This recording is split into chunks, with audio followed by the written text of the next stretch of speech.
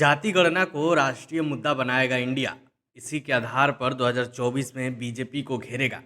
दरअसल जाति गणना का मुद्दा अब देश की सियासी गर्मी को बढ़ाएगा।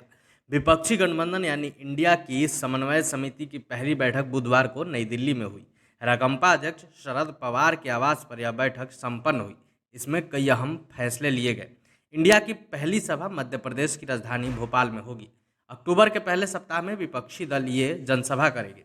बैठक में फैसला लिया गया कि इंडिया गठबंधन जाति गणना के मुद्दों को राष्ट्रीय स्तर पर प्रभावी ढंग से आगे बढ़ाएगी। इस बैठक में बिहार के राजद नेता और उप मुख्यमंत्री तेजस्वी यादव तथा जेडीयू के वरिष्ठ नेता और राज्य में जल संसाधन सूचना जनसंपर्क मंत्री संजय कुमार झा भी शामिल हुए।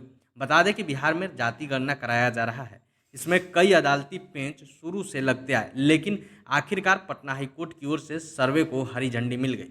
पटना हाईकोर्ट में जाति गणना पर रोक लगाने के लिए याचिकाएं भी दायर की गई और एक समय ऐसा भी आया जब सर्वे का काम बीच में ही रोक दिया गया, लेकिन इस पर लगा ग्रहण हटा और हाईकोर्ट ने इस जाति गणना को सही करार देते हुए बिहार सरकार को सर्वे जारी रखने का सशर्त निर्देश भी दे दिया है। बिहार में हो रही जाति गणना पर सियासी घमासान शुरू से मचता रहा है। बता दें कि सर्वसम्मति से बिहार में जाति गणना का काम हो रहा है। सीएम नीतीश की बड़ी उपलब्धियों में से एक इस जाति गणना का इतिहास कुछ ऐसा रहा है कि जब भाजपा और जेडीयू एक साथ थे और सूबे में एनडीए की सरकार थी, तब प्रदेश भाजपा ने भी जाति गणना का समर्थन किया था।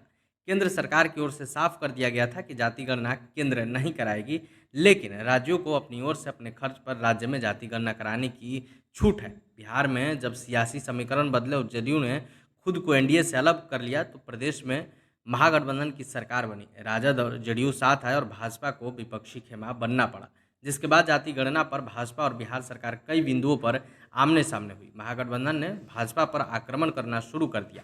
हाल में ही सीएम नीतीश कुमार ने जब गणना को मुद्दा बना लिया था, केंद्र सरकार से सवाल पूछे गए थे, तब बीजेपी खूब बरसी थी। बीते 29 अगस्त को सीएम नीतीश जाति गणना के मुद्दे पर केंद्र की नरेंद्र मोदी सरकार पर निशाना साधा था। सीएम नीतीश कुमार ने तब कहा था कि केंद्र सरकार का काम जनगणना कराना है, राज्यों के द्वारा अपने स्तर पर गणना या सर्वे कराया जाता है।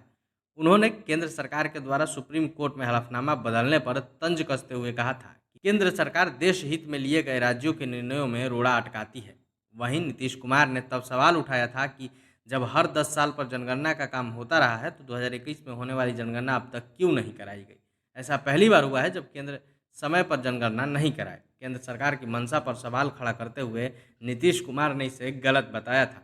आपको बता दें कि इससे पहले 24 अगस्त को नीतीश कुमार ने मीडिया से बातचीत के दौरान कहा था कि राज्य में जाति गणना के सर्वे का काम पूरा हो गया है, अब आंकड़ा तैयार किया जा रहा है। बिहार में जाति गणना का काम पूरा होने पर इसे अन्य जाति के लोग भी देखेंगे।